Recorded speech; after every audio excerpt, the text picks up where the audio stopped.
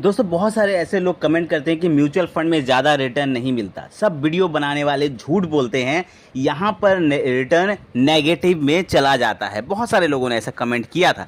तो मैं यहाँ पे बता देना आज चाहूँगा कि आखिर म्यूचुअल फंड में कितना नेगेटिव रिटर्न मिल सकता है। इसका एक आप लोगों को फैक्ट मैं बता देता हूँ, ताकि जो लोग इन्वेस्टमेंट कर रहे हैं या करना चाह रहे हैं उन लोगों के मन में कोई ऐसा डाउट ना रहे कि हाँ म्यूचुअल फंड में नेगेटिव रिटर्न मिलता है तो कितना रिटर्न नेगेटिव मिल सकता है। ठीक है, अब मैं यहाँ पे कुछ डाटा आप लोगों के सामने रखता हूँ, उसके बाद मैं आपको समझाने की कोशिश करूँगा। हिस्ट्री की अगर हम बात करें तो 1992 में एक बहुत बड़ा मार्केट क्रैश आया था इंडियन मार्केट में। आप लोगों को पता होगा, बहुत लोग सुने भी होंगे, हर्षद मेहता स्कैम के टाइम पर एक बहुत बड़ा मार्केट क्रैश 1992 में देखने को मिला था।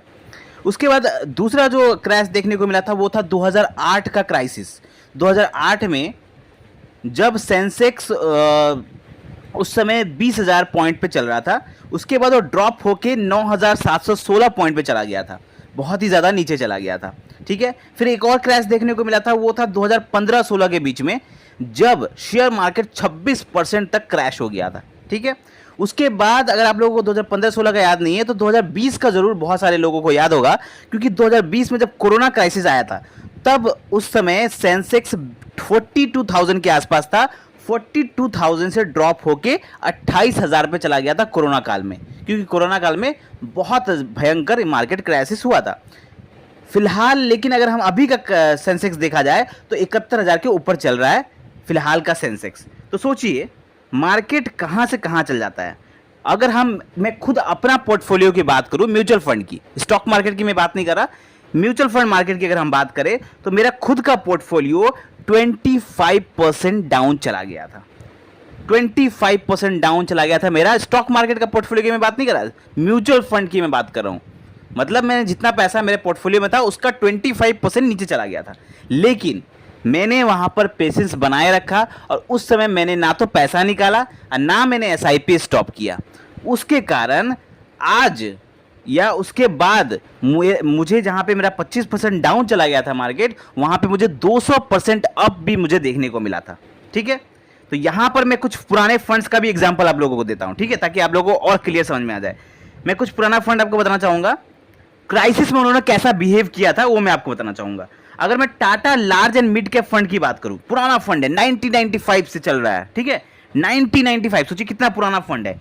Tata large and mid cap fund की अगर हम बात करें तो उसका रिटर्न अगर आप देखेंगे 17%, एवरेज रिटर्न 17%। इतना क्राइसिस उन्होंने देखा फिर भी 17% का एवरेज रिटर्न है। SBI large and mid cap fund, ये एक और फंड है जो पुराना है, 1987 से मार्केट में है। सोचिए 1987 से मार्केट में है, इसने भी बहुत सारा क्राइसिस देखा, लेकिन फिर भी इसने 17% का रिटर्न बना के दिया है। उसके बाद एक और फंड आप लोगों को बताना चाहूंगा, वो है UTI flexi cap fund. UTI का म्यूचुअल फंड, उसका फ्लैक्सी कैप फंड था, 2002 से मार्केट में है। उसने भी क्राइसिस देखा बहुत सारा, लेकिन उसका भी अगर आप रिटर्न देखेंगे तो 15% के आसपास का रिटर्न है। तो ये सबसे कंक्लूजन क्या देखने को मिलता है, इतने सारे क्राइसिस देखने के बाद भी पुराने फंड्स ने 17-15% का रिटर्न बना के दिया है। इससे क्या कंक्लूजन मिलता है कि जो नेगेटिव रिटर्न आप देखते हैं ना, जो लोग कहते हैं कि नेगेटिव रिटर्न मिल रहा है, म्यूचुअल फंड में नेगेटिव रिटर्न मिल जाता है, आप लोग पूरा श्योर होकर म्यूचुअल फंड में इन्वेस्ट नहीं कर सकते। क्यों? क्योंकि म्यूचुअल फंड में नेगेटिव रिटर्न देखने को मिलता है। तो म्यूचुअल फंड में नेगेटिव रिटर्न देखने को मिलता है, मैं मानता हूं कि म्यूचुअल फंड में नेगेटिव रिटर्न देखने को मिलता है,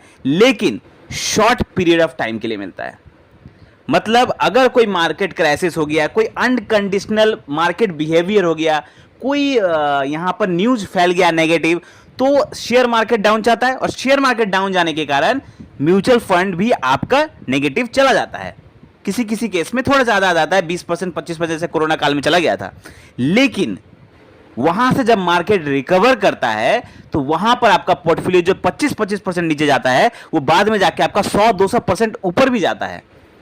यहां पर अगर आप शॉर्ट टर्म इन्वेस्टर हैं तो आप नेगेटिव रिटर्न से डरना चाहिए आपको म्यूचुअल फंड में। लेकिन अगर आप म्यूचुअल फंड में लॉन्ग टर्म इन्वेस्टर हैं तो आपको रत्ती भर भी यहां पे डरने की जरूरत नहीं है म्यूचुअल फंड में।